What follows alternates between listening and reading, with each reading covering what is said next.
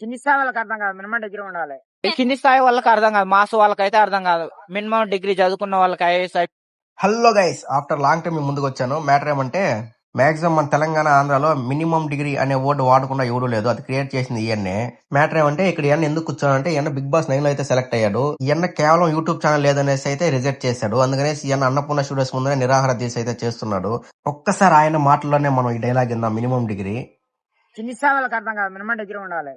IAS IPS పెద్ద పై స్థాయి వాళ్ళకి అర్థం అవుతుంది, కానీ కింది స్థాయి వాళ్ళకి అర్థం కాదు.